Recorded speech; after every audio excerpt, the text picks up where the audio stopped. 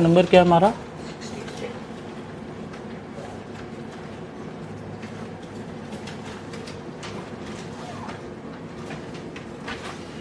Subject का नाम क्या था?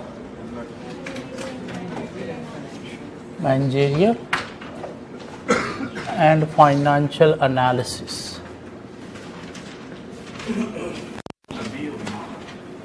बुक लंबी होगी, आई कैप डिसाइड नहीं कर पा रहा क्या लिखें कैसे लिखें। गलती होगी बेचारों से, तो अब देख रहे हैं ये गलती का क्या।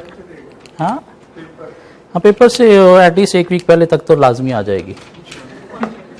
हाँ, पास में भी आई कैप ने ऐसे किया हुआ है, पेपर से कुछ 14 दिन पहले एक नया सप्लीमेंट आ गया लॉ के पेपर में, कोई 2 अटैम्प्ट पहले ऐसे हुआ है। तो हो सकता है आपकी बुक भी कि 14 दिन पहले तक आ जाए।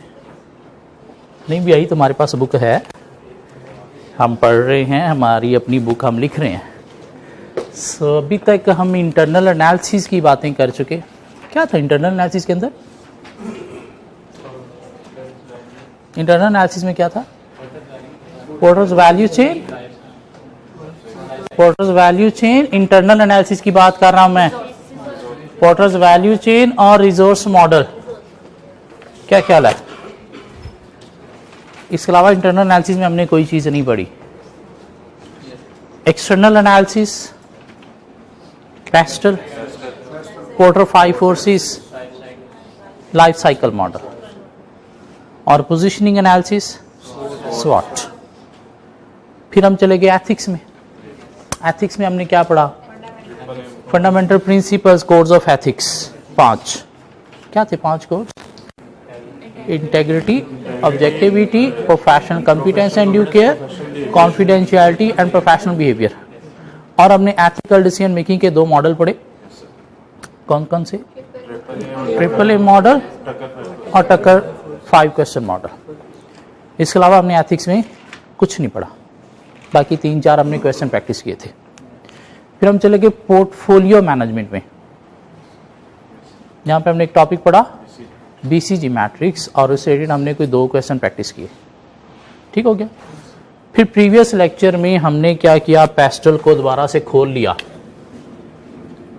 Political, economic, social, technological, ecological and legal factors जो हमारे बिजनेस को पॉजिटिवली या नेगेटिवली अफेक्ट करते हैं और अपॉर्चुनिटीज या थ्रेट्स क्रिएट करते हैं।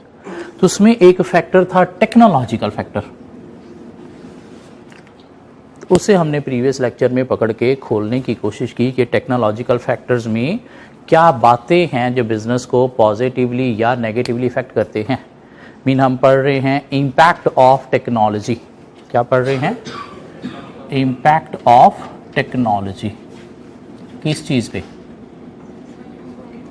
इम्पैक्ट ऑफ टेक्नोलॉजी हम पढ़ रहे हैं किस चीज पे? वर्किंग मेथड्स पे। इम्पैक्ट ऑफ टेक्नोलॉजी हम पढ़ रहे हैं प्रोडक्ट्स एंड सर्विसेज पे, और इम्पैक्ट ऑफ टेक्नोलॉजी हम पढ़ रहे हैं स्ट्रक्चर एंड स्ट्रैटेजी पे। Structure and strategy. और impact of technology on working methods हमने कोई 3 पॉइंट पढ़ लिए कि task previously performed by man is now performed by the computers. Man have been restricted to high level analytical task only. Even with the growth in technology, high level analytical tasks are also now performed by the computers. ये क्या है? Technology का impact working methods पे। Mean वो काम, वो working method जो पहले बंदे करते थे, आप कंप्यूटर्स कर रहे हैं। बंदे अब काम जो हो क्या है, सिर्फ उसके ऊपर क्या करनी है? Decision making analysis. इवन वो डिसीजन मेकिंग एनालिसिस भी रोबोटिक सिस्टम मीन कंप्यूटर्स ही अब करना शुरू हो गया। इन बंदे अब घर पे सोए रहे, सब कुछ कौन करेगा? Computers mean technology. क्या कह रहा? Impact of technology on products and services क्या था? CAM, computer aided manufacturing. कि मैन्युफैक्चरिंग अब कौन कर रहा है? मशीन, कंप्यूटर्स कर रहे हैं, बंदे नहीं। CAD, computer aided design, designing भी अब कौन कर रहे हैं? कंप्यूटर्स, बंदे नहीं। इवन प्रोविजन ऑफ सर्विसेज, वो सर्विसेज जो बंदे देते थे डॉक्टर देते थे, लॉयर्स देते थे, बैंकर्स देते थे, अब वो सारी सर्विसेज कौन दे रहे हैं? कंप्यूटर्स दे रहे हैं। और जो मेन चीज़ थी वो क्या थी? Impact of technology on business structure and strategy. और वो क्या है? कुछ 7-8 इम्पैक्ट्स हैं। Downsizing, delayering, outsourcing, virtual organization,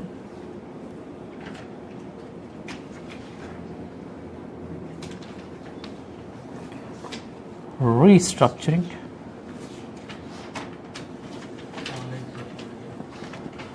online social media,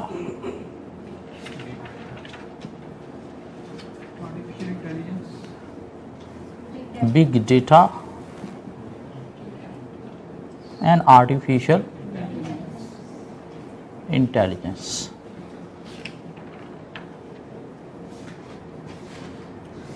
different छोटे छोटे कॉन्सेप्ट हैं टेक्नोलॉजी को यूज़ करते हुए बिजनेस स्ट्रक्चर या स्ट्रैटेजी पे क्या इम्पैक्ट आया। तो टेक्नोलॉजी को यूज़ करते हुए बिजनेस स्ट्रक्चर या स्ट्रैटेजी पे क्या इम्पैक्ट आया कि हम डाउन साइजिंग कर सकते हैं, mean fewer number of people के थ्रू काम कर सकते हैं। कैसे? वो काम जो 50 बंदे मिलके कर रहे हैं, अगर हम वहाँ पे एक मशीनरी लगा दें तो अब 50 बंदों की बजाय शायद हमें 1 या 2 बंदों की ज़रूरत पड़ेगी, तो बाकी 48 कम होने से क्या हुआ? स्ट्रक्चर में कम लोग आ गए। तो ये क्या है? Downsizing. Delayering, middle management layers को रिमूव करके हम टॉप स्ट्रक्चर से फ्लैट स्ट्रक्चर पे आ सकते हैं, जिससे क्या होगा? कम्युनिकेशन, डिसीजन मेकिंग जो है वो क्विक हो जाएगी। और जब मिडल मैनेजमेंट को रिमूव करेंगे तो स्टाफ कटिंग भी हुई। तो ये स्टाफ कटिंग क्या है? साथ डाउन साइजिंग भी है। लेकिन डीलेयरिंग इफेक्टिव है, पॉसिबल है, प्रॉफिटेबल है कब? जब आपके पास high level of technology available है, मीन ऐसी टेक्नोलॉजी अवेलेबल है जो मिडल मैनेजमेंट वाले बंदों का काम कर सके। जब वो टेक्नोलॉजी ट्रस्ट वर्थी भी है, मीन उसके अंदर कोई एरर्स, हैकिंग के चांसेस, सीक्रेसी जो है वो मेंटेन है। जब टॉप स्ट्रक्चर से फ्लैट पे जा रहे हो तो आप क्या कर रहे हो? नीचे जो लोअर लेवल पे मैनेजर्स हैं उनको अथॉरिटी पावर डेलीगेट कर रहे हो, तो उनका इस काबिल भी होना चाहिए कि वो अथॉरिटी रिटेन कर सके। कब डीलेयरिंग इफेक्टिव है? जब local manager skilled, competent, mature हैं। क्योंकि अगर वो मैच्योर नहीं है तो फिर लाइक गधों को अथॉरिटी दे दी जाएगी, तो फिर वही हाल होगा जो पाकिस्तान का हो रहा है। तो इसलिए आपको क्या करना है? अथॉरिटी डेलीगेट करते वक्त देखना है कि जिनको अथॉरिटी दे रहे हैं वो स्किल्ड, नॉलेजेबल और मैच्योर भी हैं। कवर कर लिया हमने ये। टेक्नोलॉजी को यूज करते हुए हम क्या कर सकते हैं? आउटसोर्सिंग, मीन अपने काम खुद से करने की बजाय बाहर से भी कर सकते हैं। Mean instead of performing business operation internally, subcontracting the work to outsider. ये क्या है? आउटसोर्सिंग। किस चीज की हम आउटसोर्सिंग कर सकते हैं? अपना अकाउंटेंसी फंक्शन हम आउटसोर्स कर सकते हैं किसी अकाउंटेंसी फर्म को। आईटी फंक्शन आउटसोर्स कर सकते हैं किसी आईटी फर्म को। मार्केटिंग हम आउटसोर्स कर सकते हैं किसी मार्केटिंग एजेंसी को। एचआर का काम हम आउटसोर्स कर सकते हैं किसी रिक्रूटमेंट एजेंसी को। क्लीनिंग स्टाफ हम अपना आउटसोर्स कर सकते हैं। सिक्योरिटी स्टाफ आउटसोर्स कर सकते हैं। इवन मैन्युफैक्चरिंग ऑफ कंपोनेंट्स भी हम आउटसोर्स करते हुए सिर्फ खुद डिजाइनिंग और असेंबलिंग की बेस पर भी बिजनेस मैनेज कर सकते हैं। ये क्या थी? आउटसोर्सिंग, जिसके कुछ फायदे थे। आउटसोर्सिंग के कुछ एडवांटेजेस थे। क्या एडवांटेज थे? कि इससे स्किल्स जो हमारे पास लैक कर रही हैं वो बाहर से हमें जो है वो मिल सकती हैं और अच्छी मिल सकती हैं। इससे क्या होगा? वो एरियाज जिनमें हमारी मेन कंपिटेंस नहीं है वो भी कंपिटेंट वे में, मीन एक्सपर्ट वे में परफॉर्म होंगी। और जब सारी की सारी एक्टिविटीज हमारी एक्सपर्ट वे में परफॉर्म हो रही हैं तो इससे हमारे बिजनेस के लिए क्या होगी? वैल्यू एडिशन होगी। मीन बिजनेस के बेनिफिट जो हैं वो इंक्रीज होंगे। कब? जब आपकी सारी की सारी एक्टिविटीज क्या होंगी? स्ट्रांग होंगी। तो जिनमें हम स्ट्रांग नहीं थे वो हमने क्या कर दिया? आउटसोर्स कर दी। किसको? जो उन चीजों में एक्सपर्ट है, मीन स्ट्रांग है। इससे क्या होगा कि हम सिर्फ अपने मेन एरियाज को फोकस करेंगे जिनमें हम एक्सपर्ट है। जिनमें हमारी एक्सपर्टीज नहीं है अब वो हम फोकस नहीं करेंगे, वो ऑटोमेटिकली बाहर कोई और अच्छे वे में परफॉर्म करते हुए फोकस करेगा। तुम्हारा कोई टाइम बचेगा। क्या कहला है, हमारी सरदर्दी भी कम होगी। और जब मेन एरियाज के ऊपर हम ज़्यादा टेंशन लगाएंगे तो वहाँ पे हम ज़्यादा इनोवेटिव होंगे, ज़्यादा क्वालिटी इंप्रूव करेंगे, तो ये चीज़ हमारा कंपैटिटिव एडवांटेज अचीव करने में भी हमें हेल्प देगी। और बजाय इसके कि हम एक डिपार्टमेंट बना के पूरा साल स्टाफ को पे करते रहें, काम उन्होंने सपोज 1 या 2 मंथ में करना होता है, तो आउटसोर्स करने से क्या होगा, जितना हम काम करवा रहे हैं उतना ही पैसा देना पड़ेगा, पूरा साल में पे नहीं करना पड़ेगा। तो इससे क्या होगी, कॉस्ट सेविंग भी होगी। लेकिन वो कहता है नहीं, आउटसोर्सिंग के साथ कुछ मसले भी हैं, सिर्फ एडवांटेज ही नहीं है, आउटसोर्सिंग के साथ कुछ मसले भी हैं। क्या मसला हो सकता है, आपकी बिजनेस की इंफॉर्मेशन बाहर कहीं लीक आउट हो सकती है, मीन आपको इशू फेस करना पड़ सकता है कॉन्फिडेंशियलिटी का, मीन आपके बिजनेस की कॉन्फिडेंशियल इंफॉर्मेशन जो है वो बाहर लीक आउट हो सकती है, कंपैटिटर तक भी लीक आउट हो सकती है उस अदर ऑर्गेनाइजेशन के थ्रू, अगर कंपैटिटर भी सपोज उनसे यही सर्विसेज ले रहा है। और अपने सपोज अपना एक डिपार्टमेंट आउटसोर्स कर दिया, पहले खुद चलाते थे लेकिन स्टाफ बड़ा तंग करता था, तो आपने सोचा जान छुड़ा लो, इसको आउटसोर्स कर देता। और जब एक डिपार्टमेंट आउटसोर्स किया तो बाकी आपके बिजनेस के जितने भी डिपार्टमेंट्स चल रहे हैं उनके स्टाफ के ऊपर भी एक डीमोटिवेशन इम्पैक्ट आ जाएगा कि कल को शायद हमें भी ना आउटसोर्स कर दिया जाए, तो क्या करेंगे, इधर उधर कहीं पे जॉब फाइंड करना शुरू कर देंगे, मीन उनके ऊपर थोड़ा डीमोटिवेशन इम्पैक्ट आ जाएगा। तो इससे क्या होगा, डीमोटिवेशन ऑफ अदर स्टाफ भी हो सकती है, मीन अदर स्टाफ जो है वो डर सकता है कि कल को हमें भी ना निकाल दिया जाए, मीन हमारा डिपार्टमेंट भी आउटसोर्स ना कर दिया जाए। और क्या मसला हो सकता है, मेथड स्टैंडर्ड डिफरेंट हो सकते हैं, या यूं कह सकते हैं कि वो जो काम हो रहा है क्या आपके अंडर हो रहा है या कहीं और हो रहा है, कहीं और हो रहा है। अगर आपके अंडर बिजनेस में हो रहा हो तो आपको पता है इस डिपार्टमेंट में क्या काम हो रहा है, आप उसे कंट्रोल कर सकते हो, मॉनिटर कर सकते हो। बाहर कहीं हो रहा है तो आप कंट्रोल मॉनिटर नहीं कर सकते, जब तक आपको फाइनल मिलेगा नहीं हुआ तब तक आपको पता नहीं चलेगा क्या हुआ, क्या ख्याल है। तो इशू है किस चीज का, कंट्रोल ओवर वर्क का, कंट्रोल ओवर वर्क का। लाइक सपोज आपने अपने बिजनेस की वेबसाइट बनवानी थी या कोई सॉफ्टवेयर बनवाना था, अगर तो आपके बिजनेस के अंदर आईटी डिपार्टमेंट है तो फिर आपको पता है कि क्या हो रहा है, कैसे हो रहा है, आप डेली बेसिस पे जाके देख सकते हो कि हाँ भाई बता कितना को हो गया, अच्छा कैसा हो गया, अच्छा यहाँ पे कलर मुझे दिखा कौन सा लगाया है, अच्छा बता यहाँ पे बटन किस डिज़ाइन का लगाया है, अच्छा बता यहाँ पे फंक्शन कैसा लगाया है। और अगर ठीक नहीं हो रहा तो आप उसे चेंज साथ साथ करवा सकते हो। लेकिन अगर आपके पास अपना डिपार्टमेंट नहीं है तो आपने क्या किया, वेबसाइट आउटसोर्स कर दी किसी सॉफ्टवेयर हाउस को, मीन किसी IT कंपनी को, और वहाँ पे क्या कैसे हो रहा है आपको नहीं पता। फाइनली क्या हुआ, 1 मंथ के बाद उन्होंने ला के वेबसाइट आपको दे दी, ये लो जी। और जब आपने देखी तो पता चला इसके अंदर तो कुछ ऐसे फंक्शन हैं ही नहीं जो होने चाहिए थे। क्या ख्याल है, अब अगर उन्हें कहोगे यार ये करना है, वो कहेंगे नहीं जी आपने तो हमें जो बताया था हमने करके दे दिया। आप कहोगे नहीं ऐसे ऐसे करना है, वो कहेंगे नहीं अब तो हम आगे बिजी हैं और हमारे पास काम है, तो 2 माह बाद आपको दोबारा ही करके देंगे। तो इससे क्या होगा, आपकी वेबसाइट डिले में चली जाएगी इम्प्लीमेंटेशन में।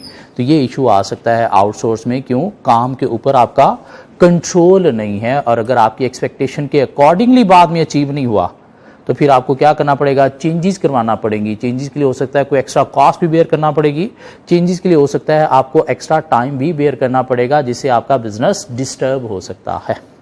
तो कंट्रोल ओवर वर्क आपका जो है वो एलिमिनेट हो जाता है, नहीं रहता। इसके अलावा एक और भी इशू है, रिलेशनशिप। क्या है, बड़ा ही क्रिटिकल बोले तो इंपॉर्टेंट है कि जिसको आपने काम आउटसोर्स किया है वो काम तब ही अच्छे वे में परफॉर्म होगा जब आपका उसके साथ रिलेशनशिप अच्छा स्ट्रांग बिल्टअप है। रिलेशनशिप अच्छा है तो आप अपनी मर्जी से उस काम में कुछ चेंजेस भी करवा सकते हो। रिलेशनशिप अच्छा है तो काम की टाइमिंग भी आप चेंज करवा सकते हो। हाँ, अगर उसके साथ रिलेशनशिप आपका डिस्टर्ब हो गया तो फिर क्या काम होगा? तो क्या काम करने के लिए आपके पास अपना डिपार्टमेंट है? नहीं, तो इस सूरत में शायद बिजनेस तबाह भी हो सकता है। रिलेशनशिप बहुत इंपॉर्टेंट है। अगर रिलेशनशिप आपने प्रॉपर्ली मैनेज नहीं किया तो उस सूरत में ये आउटसोर्सिंग की सूरत में आपको ज़्यादा प्रॉब्लम फेस करना पड़ सकती हैं दैन इंटरनल डिपार्टमेंट। तो ये भी एक इशू है कि आप किसी आउटसोर्स कर रहे हो, उसके साथ रिलेशन भी मेंटेन करना होता है। रिलेशन ओबियसली किसने करना होता है? आपके स्टाफ ने। और अगर स्टाफ उनको अच्छी तरह से डील नहीं करेगा तो रिलेशनशिप डिस्टर्ब होने से अल्टीमेटली आपका बिजनेस भी अफेक्ट होगा। आउटसोर्सिंग के फ़ायदे हैं, स्किल्स जो आपके पास लैक कर रही हैं वो आपको अवेलेबल हो जाती हैं फॉरी बायर से। वैल्यू एडिशन मिलती है क्योंकि आपकी सारी एक्टिविटीज़ आप जो है वो एक्सपर्ट वे में परफॉर्म होंगी। वो भी जिनमें आप एक्सपर्ट हो वो खुद कर रहे हो, जिनमें एक्सपर्ट नहीं थे वो आउटसोर्स कर दी किसको? किसी एक्सपर्ट को। लाइक अकाउंटेंसी आपने आउटसोर्स किया है किसको? अकाउंटिंग फर्म को, मीन वो उसमें ज़्यादा एक्सपर्ट हैं। IT आपने आउटसोर्स किया है IT फर्म को जो उसमें ज़्यादा एक्सपर्ट हैं। कंपैरेटिव एडवांटेज अचीव करने में हेल्प मिलेगा। क्यों? कुछ टाइम सेव होगा non core activities. Non core activities बोलते हैं सेकेंडरी या सपोर्ट एक्टिविटीज को, और कोर मीन इंपॉर्टेंट एक्टिविटीज क्या हैं? Primary activities. तो जो सेकेंडरी हैं वो आपने आउटसोर्स कर दी, प्राइमरी आप खुद चला रहे हो। और जब सिर्फ प्राइमरी ही फोकस करोगे तो उनमें क्वालिटी इनोवेशन ज्यादा आएगी जो आपको हेल्प देगी किस चीज में? कंपैरेटिव एडवांटेज में। और स्टाफ को पूरा साल पे करने के बजाय जितनी सर्विसेज ले रहे हो उतना ही पे करोगे तो उससे क्या होगी? कॉस्ट सेविंग भी होगी। या आउटसोर्स करते वक्त आप देखोगे अगर लोकल ज्यादा पैसे चार्ज कर रहा है तो आउटसाइड कंट्री आप कोई आउटसोर्सिंग देख सकते हो जहां पे आपको शायद कॉस्ट कम पड़ेगी।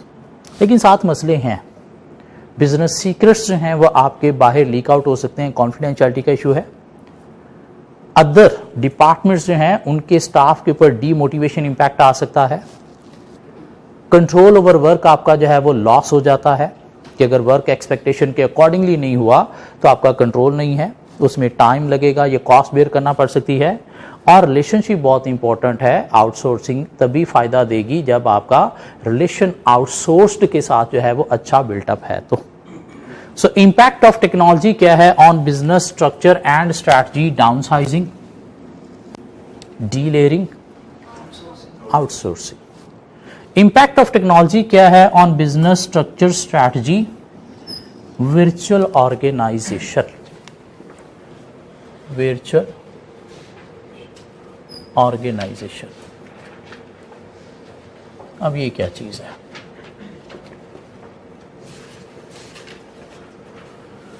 सपोज मेरा एक बिजनेस है। क्या बिजनेस है? इवेंट्स मैनेजमेंट का मेरा एक बिजनेस है।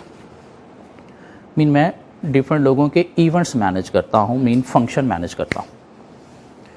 कैसे मैनेज करता हूं कि कोई सपोज मैंने अपनी फैमिली का एक फंक्शन जो है वो अरेंज किया और वहां पे मैंने डिफरेंट लोगों को बुलाया और लोगों को बुला के मैंने उनको अपने बिजनेस कार्ड दे दिए कि भाई मेरा बिजनेस है और मैं क्या करता हूं? इवेंट्स मैनेज करता हूं, मीन फंक्शंस मैनेज करता हूं। तो किसी का कोई कभी फंक्शन हो तो आप मुझे याद कीजिएगा। अब एक बंदे ने देखा हाँ फंक्शन तो बड़ा अच्छा रेंज है और फलां डेट को मेरा भी एक फंक्शन आ रहा है, तो उसने खैर पूरा फंक्शन अटेंड किया, क्वालिटी उसने चेक की, फैसिलिटीज़ देखी। अब जिस दिन उसका फंक्शन था उसके एक वीक पहले उसने मुझे कॉल की कि एक वीक बाद मेरा फलां जगह पे इतने लोगों का फंक्शन है, क्या आप मैनेज करोगे? मैंने कहा हाँ करूँगा। क्या किया मैंने? एक कैटरिंग कंपनी को कॉल की कि मुझे फलां डेट टाइम पे फलां जगह पे इतना कैटरिंग इक्विपमेंट ये चाहिए, वो उन्होंने पहुंचा दिया वहाँ पे। एक लाइट डेकोरेशन कंपनी को कॉल की कि मुझे फलां जगह पे इस डेट टाइम पे ये इसी तरह की लाइटिंग डेकोरेशन चाहिए, वो भी आ गई वहाँ पे। एक फूड कंपनी को कॉल की कि मुझे ये फूड जो है इतनी क्वांटिटी में फलां डेट टाइम पे फलां लोकेशन पे चाहिए, वो भी आ गया है वहाँ पे। एक लेबर कंपनी को कॉल की कि मुझे इतनी इस टाइप की वेटर शेटर ये लेबर चाहिए फलां डेट टाइम पे फलां जगह पे, वो भी आ गई वहाँ पे। मैं वहाँ पे गया, कैटरिंग इक्विपमेंट भी आए हुए हैं, डेकोरेशन लाइटिंग वाले भी आए हुए हैं, फूड भी आया हुआ है, लेबर भी आई हुई है। मैंने क्या किया, ये सब कुछ वहाँ पे लगवा के फंक्शन अरेंज किया। फंक्शन के बाद क्लाइंट से पैसे चार्ज किए, ये बाकी जो 4 पार्टी थी इनके पैसे इनको दिए, अपना प्रॉफिट पॉकेट में डाल के घर आ गया। बिजनेस है। क्या मेरा कोई ऑफिस है? क्या मेरे कोई एसेट्स हैं? क्या मेरा कोई परमानेंट स्टाफ है? क्या मेरी कोई इन्वेंट्री है? नहीं। बिजनेस में परफॉर्म कर रहा हूँ कैसे? अपने बिजनेस की हर एक्टिविटी को आउटसोर्स करते हुए।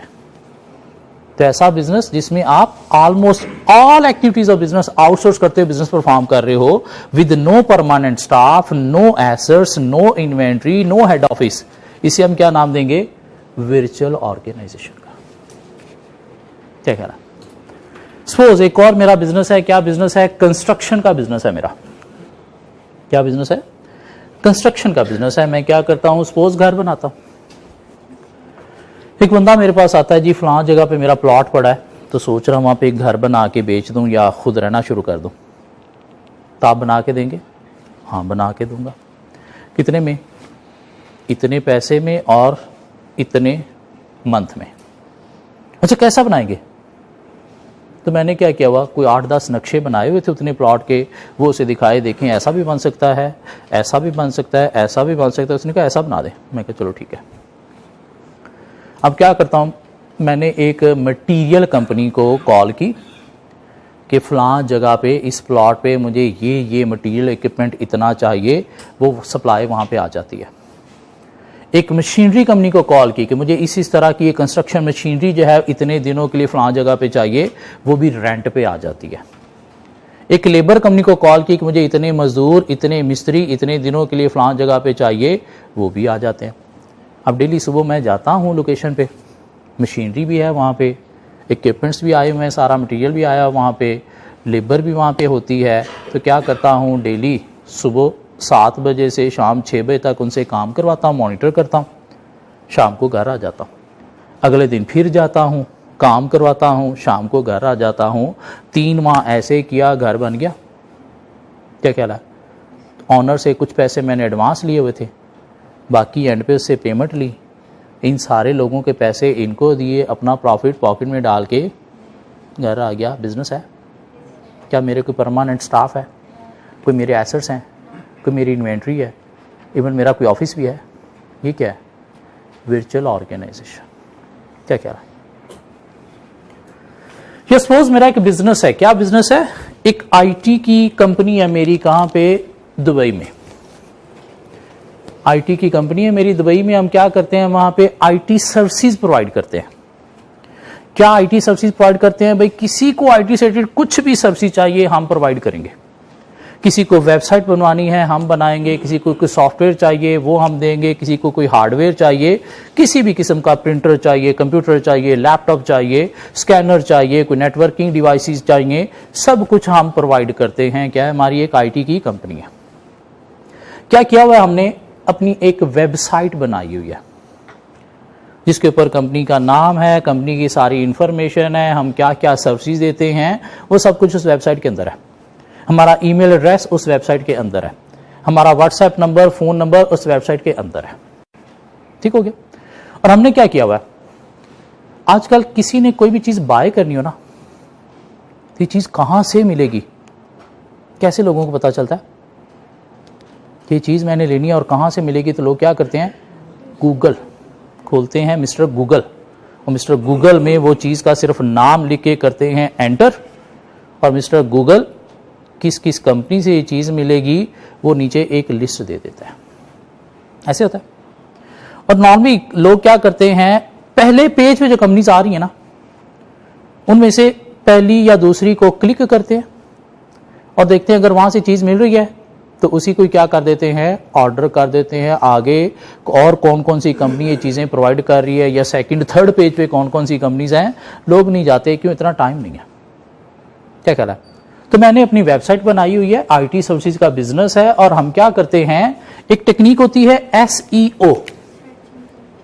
SEO stands for search engine optimisation. SEO stands for search engine optimisation. ये क्या है, कुछ प्रोग्रामिंग टेक्निक्स हैं जिसमें प्रोग्रामर्स ओवर द इंटरनेट बैठ के कुछ प्रोग्रामिंग करते हैं और इसके थ्रू आपकी जो वेबसाइट है वो गूगल सर्च इंजन पेजेस में टॉप पेज पे आ जाती है। बाकी कोई सर्च करे तो सबसे पहले किसी की वेबसाइट आनी चाहिए, आपके बिजनेस की। और उसके लिए मैंने क्या किया हुआ है, सपोज लाहौर के अंदर किसी एक सॉफ्टवेयर हाउस में 50,000 उनको मंथली देता हूं, उन्होंने एक बंदा 20,000 पे मेरी इस वेबसाइट की SEO के लिए बिठाया हुआ है, जो क्या करता है, डेली बेसिस पे प्रोग्रामिंग करता रहता है ताकि मेरी वेबसाइट जो है गूगल सर्च इंजन पेजेस में कहां पे रहे, टॉप पे। वो सॉफ्टवेयर हाउस वालों को फायदा क्या है, 20,000 में उन्होंने बंदा रखा हुआ है, मैं उन्हें कितना देता हूं, 50,000। ठीक हो गया। जिससे फायदा क्या हुआ कि कोई भी सर्च करेगा दुबई में बैठा हुआ IT इक्विपमेंट कोई भी लेना है तो टॉप पे वेबसाइट किसकी मिलेगी, मेरी। अब मेरी वेबसाइट मिली, कस्टमर ने क्या किया, क्लिक किया उस पर और देखा हाँ ये चीज यहां से मिल रही है, तो कस्टमर क्या करता है, मुझे व्हाट्सएप करता है, ईमेल करता है या कॉल करता है, अपनी कंपनी की वेबसाइट बनवानी है। बनाएंगे, इसीलिए तो बैठे हैं सर। कितने में बनाएंगे, अच्छा बताएं वेबसाइट आपको किस किस तरह की चाहिए, कितने पेजेस की चाहिए जी, इतने 5 पेजेस की चाहिए। अच्छा कुछ सिंपल चाहिए या उसके अंदर आपने कुछ जो है वो मूविंग ऑब्जेक्ट्स वगैरह भी देने हैं, नहीं सिंपल सी चाहिए। अच्छा बना देंगे, कितने में, 1 लाख रुपए में। नहीं यार थोड़े ज़्यादा कम करो, चले आपको 90,000 में बना देंगे। कस्टमर ने कहा ओके। मैंने क्या किया, पाकिस्तान किसी एक सॉफ्टवेयर हाउस में कॉल की, उन्होंने कहा कि यार इसी तरह की वेबसाइट बनानी है, बना दोगे। उन्होंने कहा हम बैठे इसलिए, कितने में, 50,000 में। नहीं यार ज़्यादा है, चलें सर आप 40 दे दीजिएगा। 40 में इधर डील की, वेबसाइट बनवाई, कस्टमर को दी, कस्टमर से चार्ज किए कितने, 90। क्या किया, 40 इनको दिए, 50 अपनी पॉकेट में। एक कस्टमर ने कॉल की जी हमें ये इतने प्रिंटर चाहिए, देंगे, हमारा काम ही ये सर। अगर आप ये नहीं ये वाला प्रिंटर लेना ज्यादा अच्छा है, अच्छा इसके क्या क्या फीचर है, ये फीचर है, अच्छा चलो ये दे दें, कितने में देंगे, ठहरे मैं अभी आपको 10 मिनट में कोटेशन ईमेल करता हूं। मार्केट से सप्लायर से उसकी प्राइस ली, उसके ऊपर अपना 10-15% मार्जिन रख के प्राइस कोट कर दी कस्टमर को। कस्टमर ने कहा जी ऑर्डर ओके, मार्केट से माल उठाया, कस्टमर को डिलीवर किया, पैसे पकड़े, अपना प्रॉफिट पॉकेट में डाल के घर आ गए। बिजनेस है क्या कहला। लेकिन क्या मेरा कोई परमानेंट स्टाफ है, क्या मेरे कोई एसेट्स हैं, क्या मेरी कोई इन्वेंट्री है, क्या मेरा कोई ऑफिस भी है, नहीं, बिजनेस हो रहा है। ये क्या है, वर्चुअल ऑर्गेनाइजेशन।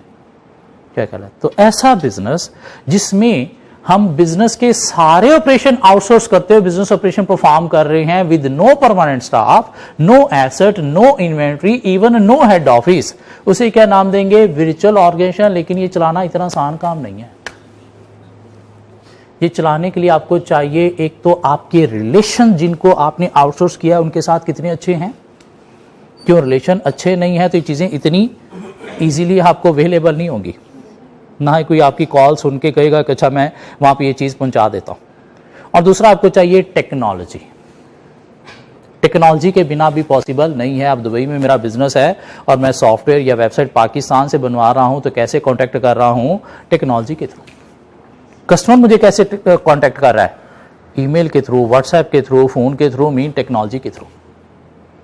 अब वो मेरा इवेंट्स मैनेजमेंट का बिजनेस था, मैं वहां पे खड़ा हूं, अभी तक फूड नहीं आया, तो क्या करूंगा, इवेंट छोड़ के फूड वाले के पीछे भागूंगा, नहीं, उसे फोन करूंगा, आजकल कहां पे रह गया, मेरा यहाँ पे फंक्शन तबाह हो रहा है, फौरी पहुंच। मीन टेक्नोलॉजी के थ्रू ही पॉसिबल है। अगर टेक्नोलॉजी नहीं है तो फिर मैनेज करना इतना आसान काम नहीं है। मी इवन टेक्नोलॉजिकल डेवलपमेंट के थ्रू ही ऐसे बिजनेस पॉसिबल हुए। क्या अब आप बिजनेस ऑपरेशन परफॉर्म कर सकते हो सब कुछ आउटसोर्स करते हुए। हाँ, वो आउटसोर्स को मैनेज करने के लिए आपको क्या चाहिए, एक तो टेक्नोलॉजी चाहिए और दूसरा आपको क्या चाहिए, रिलेशनशिप आप कितना अच्छा बिल्टअप करना जानते हो। मीन आपके कॉन्टैक्ट्स कितने अच्छे हैं आउटसोर्स के साथ। ठीक है। Impact of technology on business structure and strategy. Mean structure में कम लोगों के थ्रू बिजनेस आप परफॉर्म कर सकते हो, स्ट्रक्चर को टॉल से फ्लैट बना सकते हो, स्ट्रक्चर में से कुछ डिपार्टमेंट्स एलिमिनेट करते हुए बिजनेस के मेन डिपार्टमेंट को फोकस कर सकते हो। इवन अपने स्ट्रक्चर में सब कुछ आउटसोर्स करते हुए आप बिजनेस ऑपरेशन परफॉर्म कर सकते हो। और वो जो सब कुछ आउटसोर्स करते हुए परफॉर्म करना है वो क्या है, वर्चुअल ऑर्गेनाइजेशन। ये 4 समझ आते हैं। बिजनेस के ऊपर टेक्नोलॉजी का क्या पॉजिटिव इम्पैक्ट आ रहा है।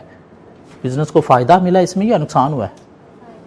फ़ायदा मिला है। यहाँ पे कम्युनिकेशन डिसीजन मेकिंग क्विक होगी, यहाँ पे सरदर्दी आपकी कम होगी और यहाँ पे आपके सारे खर्चे ही बच गए। क्या ख्याल है? जब काम करवाना है तभी आपको सब चीज़ बाहर से लेनी है, काम नहीं करना, घर बैठे रहो, जितने दिन मर्जी बैठे रहो, कोई नुकसान नहीं है आपका।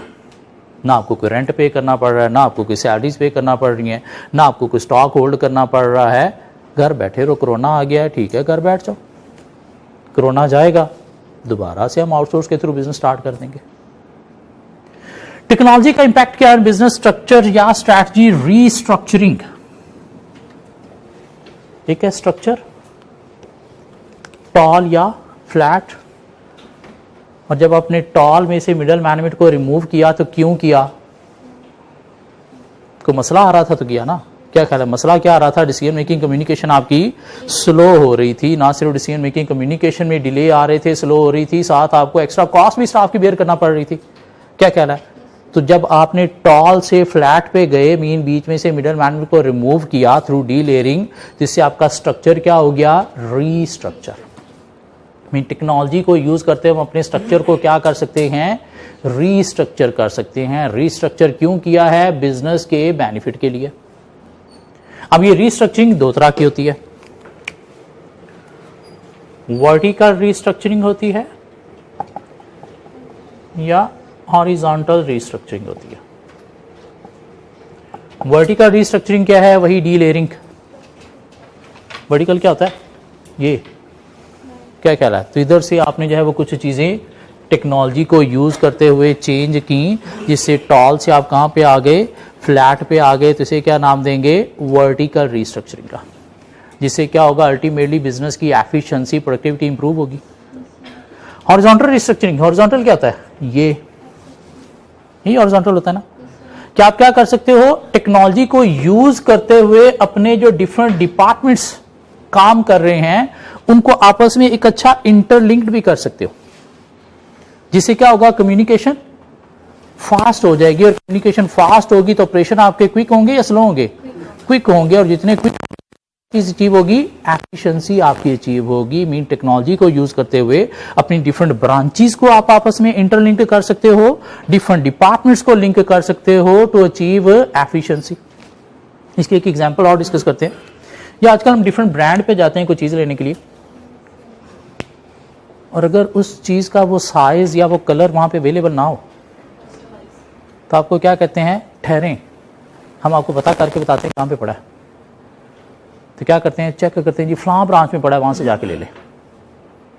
ये कैसे उन्होंने चेक किया कि वो फलां ब्रांच आपस में क्या है? टेक्नोलॉजी के थ्रू इंटरकनेक्ट है, जिसकी बेस पर वो कस्टमर को क्या कर रहे हैं? फैसिलिटेट कर रहे हैं। तो ये जो ब्रांचेस की आपस में कनेक्शन किया हुआ है, ये भी क्या है? Horizontal restructuring. मीन आपने अपने बिजनेस का स्ट्रक्चर सारी ब्रांचेस का आपस में क्या कर दिया? इंटरलिंक्ड कर दिया, ताकि कम्युनिकेशन जो है वो आप अच्छी स्टैब्लिश करके बिजनेस को फायदा दे सको। सो वर्टिकल रीस्ट्रक्चरिंग क्या है कि आप क्या कर सकते हो? कम्युनिकेशन के लिए टॉप और लोअर मैनेजमेंट में क्या यूज कर सकते हो? आईटी को, और उससे क्या कर सकते हो? मिडल मैनेजमेंट को रिमूव कर सकते हो थ्रू डी लेयरिंग। तो ये वर्टिकल रिस्ट्रक्चरिंग होगी। और हॉरिजॉन्टल, एक ही लेवल पे डिफरेंट डिपार्टमेंट्स को आपस में कनेक्ट कर देना क्विक कम्युनिकेशन के लिए, या फिर डिफरेंट ब्रांचेस को आपस में कनेक्ट कर देना क्विक कम्युनिकेशन के लिए। ये क्या है? Horizontal restructuring. जिससे बिजनेस को क्या मिलेगा? फायदा, मीन बेनिफिट मिलेगा। किसके थ्रू पॉसिबल हुआ? टेक्नोलॉजी के थ्रू। टेक्नोलॉजी के बिना ये पॉसिबल नहीं था। इसके अलावा टेक्नोलॉजी का इंपैक्ट क्या है बिजनेस स्ट्रक्चर स्ट्रैटेजी पे? ऑनलाइन सोशल मीडिया, इसका कोई फायदा है बिजनेस को? Yes, marketing.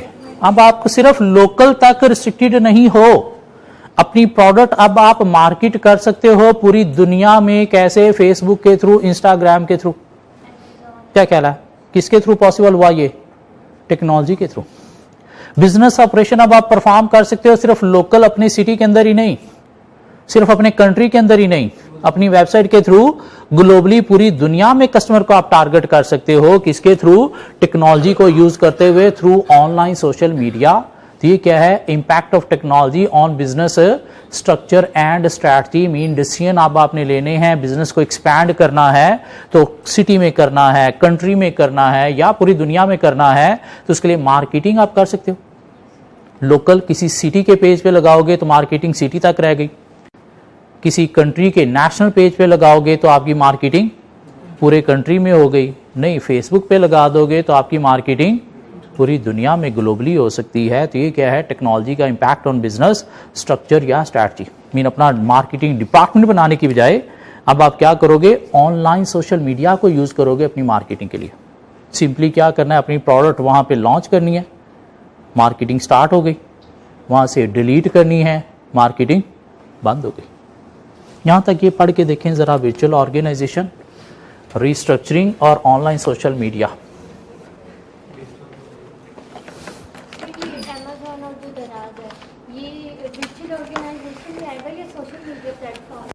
दराज अमेज़न की बात करें तो खुद एज ए बिजनेस वो वर्चुअल ऑर्गेनाइजेशन है। हम वहां पे अपनी प्रोडक्ट लॉन्च कर रहे हैं तो हम क्या यूज कर रहे हैं, ऑनलाइन सोशल मीडिया को। दराज बिजनेस को देखा जाए तो ये क्या है, खुद एक वर्चुअल ऑर्गेनाइजेशन है। क्या ख्याल है, अमेज़न एक वर्चुअल ऑर्गेनाइजेशन है, अपना उनके पास कुछ नहीं है, दूसरों का ही सब कुछ बेच रहे हैं। मीन सब कुछ क्या है, आउटसोर्स है। हम उनको जब यूज करते हैं अपने बिजनेस की प्रोडक्ट सेल करने के लिए, मार्केट करने के लिए, तो हम क्या यूज कर रहे हैं, ऑनलाइन सोशल मीडिया को। वर्चुअल असिस्टेंस हमें मिल रही है उनके थ्रू। लेकिन सर अमेज़न के जो वेयरहाउस हैं वो तो बने हुए हैं, लेकिन क्या अपने आउटसोर्स है, सप्लायर्स के हैं, सप्लायर्स के अपने नहीं है। मीन सब कुछ क्या किया हुआ है, आउटसोर्स किया हुआ है। अपनी क्या है, सिर्फ एक वेबसाइट। उबर बिजनेस है पूरी दुनिया में, अपना क्या है उसका, एक ऐप। गाड़ियां किसकी हैं, ड्राइवरों की। स्टाफ कौन है, ड्राइवर्स, अपना नहीं है। क्या ख्याल है, बिजनेस होगा तो हमें कमीशन मिलेगा, हमने उन्हें सैलरी नहीं पे करनी, हम अपनी कोई एसेट ऑन नहीं कर रहे, हम अपनी कोई इन्वेंट्री ऑन नहीं कर रहे। वर्चुअल ऑर्गेनाइजेशन, टेक्नोलॉजी को यूज करते हुए सब कुछ आउटसोर्स करते हुए बिजनेस ऑपरेशन परफॉर्म करना, ये क्या है, वर्चुअल ऑर्गेनाइजेशन। अपने एम्प्लॉइज है लेकिन बहुत कम। जो ड्राइवर है, क्या वो मेन जो कस्टमर को फैसिलिटेट कर रहे हैं वो कौन है, ड्राइवर्स। क्या वो अपने एम्प्लॉइज हैं, नहीं। अपनी पेरोल पे हैं, नहीं। हाँ, इनको थोड़ा फैसिलिटेट करने के लिए उसने क्या किया, थोड़े एम्प्लॉइज रख लिए, थोड़े ऑफिस बना लिए, लेकिन वो ना होने के बराबर।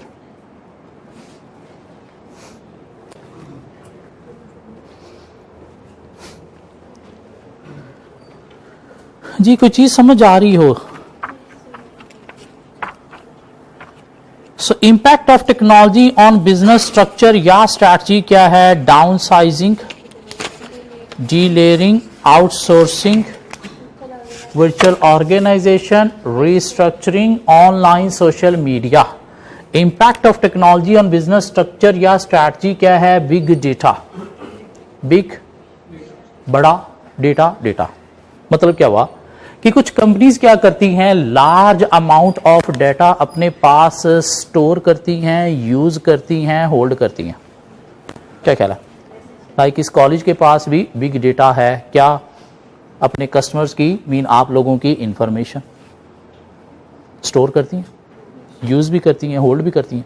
क्या ख्याल है, इस तरह से ऑर्गेनाइजेशन भी क्या करती हैं, कोई लार्ज अमाउंट ऑफ डाटा जो है वो अपने पास होल्ड करती हैं, यूज करती हैं, प्रोसेस करती हैं, जिनकी बेस पर उन्हें कुछ डिसीजन मेकिंग भी करना होती है। क्या डिसीजन मेकिंग करना होती है, सपोज एक प्रोडक्ट जो है सीजन टू सीजन चलती है, तो देखना है कि ये प्रोडक्ट जो है वो लास्ट ईयर में कितने मंथ बिकती रही है और करंट ईयर में कितने मंथ बिकती रही है। तो कैसे देखेंगे, उस प्रोडक्ट का जो सेल का डाटा पड़ा है उससे देखेंगे कि लास्ट ईयर में ये कितने मंथ सेल जनरेट इसे होती रही है, मीन कब सेल स्टार्ट हुई थी, कब बंद हुई थी, और करंट ईयर में कब सेल स्टार्ट हुई थी, कब बंद हुई थी। अगर इस ट्रेंड में इंक्रीज आया है, मीन लास्ट ईयर में सपोज ये 5 मंथ बिकती रही है, करंट ईयर में सपोज ये 7 मंथ बिकती रही है, दिस मीन ये प्रोडक्ट अब कस्टमर की ज़्यादा डिमांड बन गई है, दिस मीन नेक्स्ट ईयर हमने क्या करना है, इसको थोड़ा जल्दी लॉन्च करना है, थोड़ा अच्छे वे में लॉन्च करना है। क्यों? यहाँ पे कस्टमर हमें ज़्यादा मिल रहा है। कौन सी प्रोडक्ट ऐसी है जिसकी sale as compare to last year कम हो गई है? क्या करेंगे? सिस्टम के अंदर जो डाटा पड़ा है वहां से देखेंगे ना कि हाँ लास्ट ईयर में इसकी इतनी सेल जनरेट हुई थी और करंट ईयर में इसकी इतनी सेल जनरेट हुई है, दिस मीन ये प्रोडक्ट हमें शायद डॉग बन गई है। क्या ख्याल है, क्या बन गई है? डॉग बन गई है, तो शायद हमें ये अब बंद कर देनी चाहिए, इसके ऊपर इतना ज़्यादा फोकस नहीं करना चाहिए। ये क्या कर रहे हैं, वो डाटा जो पड़ा है उसके अंदर से प्रोसेसिंग करते हुए ये ट्रेंड, ये पैटर्न जो है वो आइडेंटिफाई कर रहे हैं। एक चीज़ नहीं बनाई है आपने, उसकी मार्केटिंग करनी है। क्या ख्याल है, किन को करनी है? उन कस्टमर्स को करनी है जिसने इससे रिलेटेड प्रोडक्ट पहले यूज की है। अब वो कस्टमर कौन है? सिस्टम के अंदर से पता चलेगा कि इसकी रिलेटेड प्रोडक्ट किन किन कस्टमर ने बाय की थी ऑनलाइन हमसे, तो अल्टीमेटली उनकी डिटेल भी हमारे पास पड़ी होगी, उनके एड्रेस भी पड़े होंगे, उनके फ़ोन नंबर भी पड़े होंगे, उनके ईमेल आईडी भी सिस्टम के अंदर पड़े होंगे। तो सिस्टम क्या करेगा, उनकी एड्रेस या ईमेल आपको निकाल के दे देगा ताकि आप क्या कर सको, उनको मार्केटिंग की ईमेल सेंड कर सको। क्यों? आपका टारगेट कस्टमर कौन है? वही जिसने इससे रिलेटेड प्रोडक्ट जो है वो ली थी आपसे। तो ये जो लार्ज अमाउंट ऑफ डाटा है इसे यूज करना है, प्रोसेस करना है, तो उसमें कुछ सॉफ्टवेयर यूज होते हैं कि किन कस्टमर ने इससे रिलेटेड प्रोडक्ट जो है वो हमसे बाय की थी उनको ही ईमेल करनी है। तो सॉफ्टवेयर आपको क्या करेगा, उस इतने सारे कस्टमर के डाटा में से सिर्फ वो पर्टिकुलर टाइप ऑफ कस्टमर की ही डिटेल निकाल के देगा। सिर्फ इस प्रोडक्ट से रिलेटेड हमने जो है वो एनालिसिस परफॉर्म करना है कि इसकी sale as compare to previous year increase हुई है या डिक्रीज हुई है। तो सॉफ्टवेयर क्या करेगा, सिर्फ उसी रिलेटेड प्रोडक्ट से रिलेटेड ही जितना डाटा है वही आपको निकाल के देगा, सारा डाटा नहीं। ठीक है, टेक्नोलॉजी का यूजेज हो रहा है किस लिए? बिग डाटा को मैनेज करने के लिए, बिग डाटा को एनालाइज करने के लिए, या बिग डाटा के ऊपर प्रोसेसिंग परफॉर्म करने के लिए। और डे बाय डे इसकी नीड इंक्रीज होती चली जा रही है। हम अपने पर्सनल लेवल पे देखें, डाटा की स्टोरेज हमारी इंक्रीज हो रही है। क्या ख्याल है? जब हमने नया नया मोबाइल स्टार्ट किया था तो शायद पहले साल हमारे पास 2 GB का भी अगर मेमोरी है तो इनाफ होती थी। जैसे हम थोड़े थोड़े बड़े होते चले जा रहे हैं, हमारी ये GB डाटा स्टोर करने की कैपेसिटी बढ़ती चली जा रही है, बढ़ती चली जा रही है, बढ़ती चली जा रही है। तो ये तो हमारे पर्सनल लेवल पे है, ऑर्गेनाइजेशन लेवल पे बहुत ज़्यादा बढ़ती चली जा रही है। क्यों? जितना कस्टमर आ रहा है उनका डाटा क्या करना है, हमने स्टोर करना है। लेकिन वो डाटा सिर्फ स्टोर नहीं करना, उसको सेपरेट स्टोर भी करना है। लाइक आपके जो होलसेल कस्टमर है उनका डाटा आपने सेपरेट स्टोर करना है, जो रिटेल कस्टमर है उनका डाटा आपने सेपरेट स्टोर करना है। सपोज मेल है तो उनका डाटा आपने सेपरेट स्टोर करना है, फीमेल है तो उनका डाटा आपने सेपरेट स्टोर करना है, चिल्ड्रन प्रोडक्ट्स आपसे लेने वाले कस्टमर उनका डाटा आपने सेपरेट स्टोर करना है, लाहौर के लोग कितने हैं उनका डाटा सेपरेट स्टोर करना है, कराची के लोग कितने हैं उनका डाटा सेपरेट स्टोर करना है, ताकि देखा जा सके कि अदर में मार्केटिंग ज़्यादा कराची में ज़रूरत है या फिर लाहौर में ज़रूरत है। तो ये डाटा को मैनेज करने के लिए, डाटा को स्टोर करने के लिए या प्रोसेस करने के लिए क्या टेक्नोलॉजी हमें हेल्प दे रही है।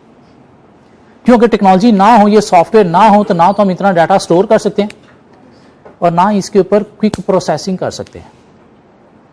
क्यों? क्विक प्रोसेसिंग नहीं होगी तो हमारे डिसीजन मेकिंग क्या क्विक होंगे या डिलेज होंगे? डिलेज होंगे, और जितने डिले होंगे उतना ही स्ट्रैटेजी डेवलप करने में हमें प्रॉब्लम फेस करना पड़ेगी। तो टेक्नोलॉजी हमें हेल्प देती है कि हम बिग डाटा स्टोर भी कर सकते हैं, उसके बाद उसके ऊपर डिफरेंट एनालिसिस परफॉर्म करके उनके ट्रेंड देखते हुए, उनके पैटर्न देखते हुए क्विक डिसीजन मेकिंग कर सकते हैं, जिससे बिजनेस ऑब्जेक्टिव मीट करने में क्या मिलेगी, हमें हेल्प मिलेगी। तो ये क्या है, impact of technology on business structure या strategy. Mainly strategy mean decision making में ये हमें आईटी टेक्नोलॉजी क्या कर रही है, हेल्प दे रही है। ये पढ़ के देखें, जरा समझ आती है।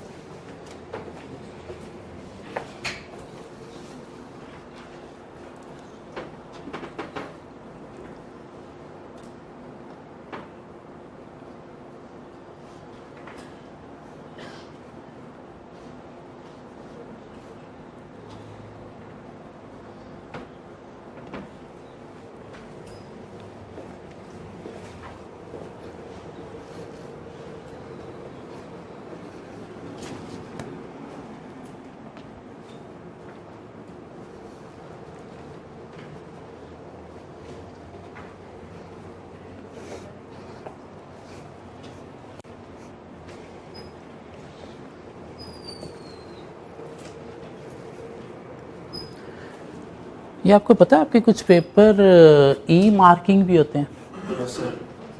कौन चेक करता है पेपर? कंप्यूटर चेक करता है। पाकिस्तान में तभी नहीं स्टार्ट हुआ, बाहर के कंट्रीज़ में क्या है कि पेपर बंदे चेक नहीं करते, कंप्यूटर सिस्टम के अंदर सॉफ्टवेयर चेक करता है। वो MCQs तो हो जाते हैं। मैं आपके ये जो अकाउंटिंग के पर्चे हैं इनकी बात कर रहा हूँ कि ये भी सिस्टम चेक करता है। कैसे? आपका पेपर स्कैन करके सिस्टम में एंटर कर दिया जाता है और सिस्टम के अंदर एक artificial intelligence mean robotic system software है जिसके अंदर उस एक क्वेश्चन के 10-15 जितने भी पॉसिबल सोल्यूशन हो सकते हैं वो एंटर कर दिए गए हैं और सिस्टम ने, सॉफ्टवेयर ने क्या करना है, उन सॉल्यूशंस अकॉर्डिंगली पेपर को चेक करना है और चेक करके मार्किंग करनी है। बंदे कैसे चेक करेंगे? नॉलेज के अकॉर्डिंगली ना, कि इनके दिमाग में फिट है कि ये क्वेश्चन का ये सोल्यूशन भी हो सकता है, ये भी हो सकता है, ये भी हो सकता है। तो इस तरह से क्या किया आपने, वो सोल्यूशन पॉसिबल कितने हो सकते हैं सिस्टम में एंटर कर दिए और सिस्टम ने उस क्वेश्चन का जो आंसर आपने लिखा है उनके साथ मैच करेगा। किसी के साथ भी मैच हो रहा है तो उसे टिक करके क्या कर रहा है, मार्क्स दे रहा है। ये क्या? आर्टिफिशियल इंटेलिजेंस मीन वो एनालिटिकल टास्क जो बंदे कर रहे हैं, बंदों की बजाय अगर सिस्टम करेगा तो इसे क्या नाम देंगे? Artificial intelligence. और शायद ये मार्किंग बंदों से ज़्यादा अच्छी होगी। बंदे का मूड अच्छा है तो पेपर ठीक चेक होगा, मूड अच्छा नहीं है तो शायद पेपर ठीक चेक नहीं होगा, लेकिन सिस्टम का मूड ऑलवेज सेम ही रहेगा और वो एक्यूरेट चेकिंग ही करेगा। ठीक हो गया? इस तरह से बिजनेस के अंदर भी कुछ रोबोटिक सॉफ्टवेयर यूज होते हैं जिन्हें नाम क्या दिया जाता है? Artificial intelligence. लाइक ऑनलाइन बैठे हुए आप कोई भी चीज़ गूगल करते हो, गूगल आपको सारी दुनिया से वो इन्फॉर्मेशन जो है सारी ढूंढ के दे देता है, रेलेवेंट क्या क्या हो सकती है। ये क्या है? एक तरह का आर्टिफिशियल इंटेलिजेंस प्रोग्राम्स है। इस तरह से बिजनेस में भी ये यूज़ होते हैं। लाइक बिजनेस की वेबसाइट पे आप बैठे समटाइम क्वेश्चनिंग कर रहे होते हो, उसके आंसर आपको आगे से लिखे हुए मिल रहे होते हैं। वो कहाँ से मिल रहे होते हैं? कोई बंदा नहीं वहाँ पे बैठा था, वो एक आर्टिफिशियल इंटेलिजेंस सॉफ्टवेयर है जिसके अंदर different algorithm, different scenarios enter कर दिए गए हैं कि कस्टमर इस तरह की कोई भी क्यूरी पूछे तो आपने ये रिप्लाईज में से कोई रिप्लाई देना है और वो रेलेवेंट वर्ड्स के अकॉर्डिंगली फाइंड करके सिस्टम दे देता है। ये हम डिफरेंट गेम्स खेलते हैं कंप्यूटर पे, चेस खेल रहे हैं हम, क्या खेलना कोई आसान काम है? नहीं, बड़ा दिमाग यहाँ पे यूज़ होता है। यहाँ से आप चाल चल रहे हो, आगे से कंप्यूटर चाल चल रहा है। ये क्या है? ये एक robotic mean artificial intelligence system है। मीन ऐसे सॉफ्टवेयर जो like human being analytical task perform कर रहे हैं उन्हें क्या नाम दिया जाता है? Artificial intelligence. और ये भी किसके थ्रू पॉसिबल हुआ है? टेक्नोलॉजी के थ्रू। मीन सॉफ्टवेयर है क्या? टेक्नोलॉजी है। सो बिजनेस स्ट्रक्चर या स्ट्रैटेजी पे इंपैक्ट क्या है टेक्नोलॉजी का? डाउन साइजिंग मेनली स्ट्रक्चर पे इंपैक्ट है, डीलेयरिंग स्ट्रक्चर पे भी इंपैक्ट है और क्विक डिसीजन मेकिंग के पॉइंट ऑफ से स्ट्रैटेजी पे भी इंपैक्ट है। आउटसोर्सिंग स्ट्रक्चर पे भी इंपैक्ट है कि स्ट्रक्चर आपका शॉर्ट हो गया, लोग कुछ डिपार्टमेंट आपके खत्म हो गए और उसकी वजह से ultimately strategy mean comparative advantage पे भी आपका इंपैक्ट आ गया। वर्चुअल ऑर्गेनाइजेशन स्ट्रक्चर बिल्कुल सिंपल तकरीबन है ही नहीं, लेकिन strategy mean business decision making आपके लिए जो है वो इजीली पॉसिबल होगी। रीस्ट्रक्चरिंग स्ट्रक्चर पे इंपैक्ट है और अल्टीमेटली साथ स्ट्रैटेजी भी आपकी इंप्रूव करेगा। Online social media marketing department खुद से बनाने के बजाय आप ऑनलाइन मीडिया को यूज़ कर रहे हो, अपनी ब्रांचेस फिजिकल बनाने के बजाय वेबसाइट के थ्रू बिजनेस कर रहे हो और उसके थ्रू अल्टीमेटली क्या है? बिजनेस कॉस्ट कटिंग, एफिशिएंसी में भी हेल्प मिल रही है। Big data quick decision making के पॉइंट ऑफ से ट्रेंड पैटर्न्स देखने हैं आपने कस्टमर के तो स्ट्रैटेजी पे इंपैक्ट है। वर्चुअल ऑर्गेनाइजेशन या आर्टिफिशियल इंटेलिजेंस सॉफ्टवेयर यूज करते हैं तो इससे मेनली इंपैक्ट किस पे आएगा? आपकी बिजनेस डिसीजन मेकिंग पे मीन स्ट्रैटेजी पे। पेपर बंदों के थ्रू चेक करने के बजाय सिस्टम के थ्रू चेक हो रहा है तो क्या इतने मार्कर्स आपको रखना पड़ेंगे पेपर मार्क करने वाले? नहीं। तो जब इतने मार्कर्स आपको कम कर दिए आपने तो ये स्ट्रक्चर पे भी इंपैक्ट आया और सिस्टम जब चेक करेगा तो 24 आवर चलता रहेगा। क्विक चेकिंग होगी, एक्यूरेट चेकिंग होगी तो इससे क्या होगा? आपकी business decision making mean strategy पे भी इंपैक्ट आएगा। फिर हमें कोई 7-8 कॉन्सेप्ट्स थे जिनका नॉलेज होना चाहिए। एग्जामिनर कहीं पे स्ट्रेट फॉरवर्ड टेस्ट कर सकते हैं या कोई सिनेरियो में भी टेस्ट कर सकते हैं ये वर्ड यूज़ करके जिनका हमें मीनिंग एटलीस्ट पता होना चाहिए। एक हमारा टेस्ट एवरी वेंसडे होता है, ऐसी बात है ना, एवरी वेंसडे हमारा कोई टेस्ट होता है। और लास्ट टेस्ट था हमारा इंटरनल एनालिसिस, एक्सटर्नल एनालिसिस और स्वॉट का। एक बहुत ही औखा टेस्ट था जो हमने क्लास में डिस्कस भी किया था। 20 मार्क्स का टेस्ट था जिसको पास करने के लिए हमें चाहिए थे 14 मार्क्स। सो पूरी क्लास में से पहला टेस्ट जो है वो देने की कोशिश की टोटल 17 स्टूडेंट्स ने, बाकियों ने हाथ ही नहीं लगाया, टेस्ट को इंपॉर्टेंस नहीं दी उन्होंने।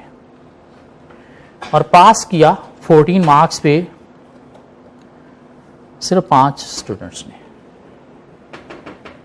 बहुत औखा टेस्ट था, हाँ बहुत औखा टेस्ट था। स्वॉट के 2 क्वेश्चन थे, एक वैल्यू चेन का क्वेश्चन था। Highest marks 15 out of 20, 15 out of 20, 75%। 17063, 17063, good. लेकिन अभी भी इतने इनफ नहीं है। और बाकी जो 4 स्टूडेंट और पास कर सके एग्जैक्ट 70% पे, मीन 14 आउट ऑफ 20, 14600, 17751, 17751, 17820 एंड 11834। और बाकी सब पास नहीं कर सके। क्यों? अगर वो 10 क्वेश्चन जो हमने कवर किए पहले हाथ से अटेम्प्ट किए होते तो ये टेस्ट फेल नहीं हो सकता था। तो जिन्होंने फेल किया है, क्या उनमें कोई ऐसे स्टूडेंट हैं जिन्होंने 10 के 10 क्वेश्चन हाथ से अटेम्प्ट किए थे और उसके बावजूद फेल हो गया? नहीं।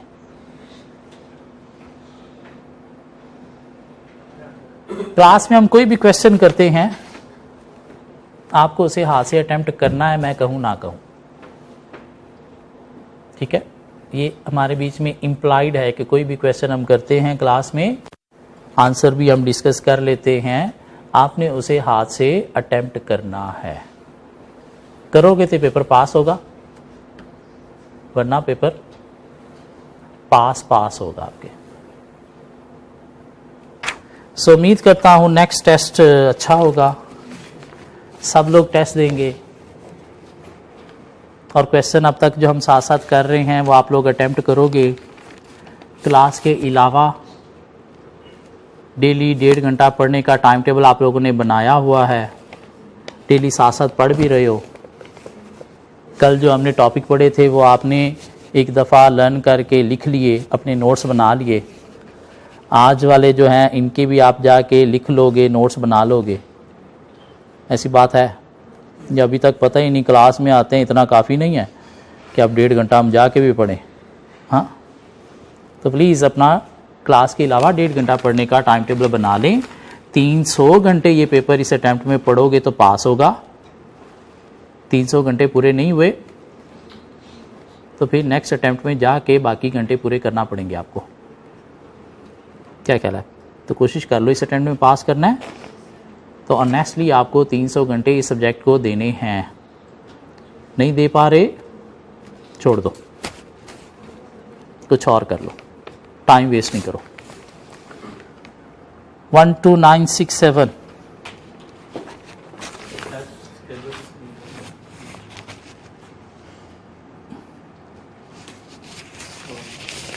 आईडीज नहीं मिले हुए आप लोगों को?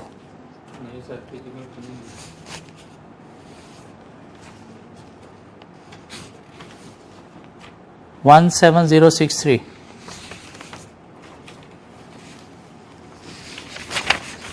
मिस्टर सैयद कासिम अली। 10112 10112 जुनेद सफ्तर, क्या मतलब आईडी नहीं मिले हुए आप लोगों को? कॉलेज की तरफ से आईडी नहीं मिले हुए? क्यों? मिस्टर शुएब 17820 ये जिन्होंने लिखे हुए इनको कहाँ से मिले हुए हैं? मैंने सीरियल लिख दिया था। हाँ ये राइज आईडी की बात। हाँ, तो राइज आईडी की बात कर रहा हूँ। मिले हुए नहीं मिले हुए? सबके पास है ना? तो पेपर के ऊपर प्लीज नेक्स्ट टाइम आईडी होना चाहिए आप लोगों का। फिरदौस बशीर, किरण महमूद, अफीफा नवाब, इकरा सदीक 12591,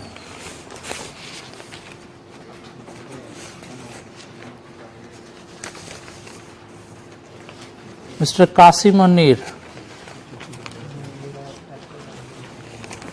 हमारा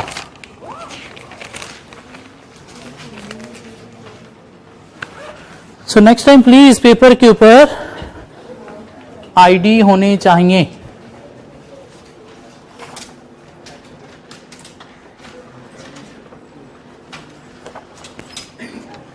नेक्स्ट टेस्ट हमारा क्या होगा? एथिक्स, पोर्टफोलियो मैनेजमेंट और external analysis again. Ethics, portfolio management और एक्सटर्नल एनालिसिस अगेन। क्यों? ये चीज़ें हम वहीं से कवर कर रहे हैं ना। क्या कह रहा है? लेकिन वो पैस्टल 5 फोर्सेस लाइफ साइकिल दोबारा से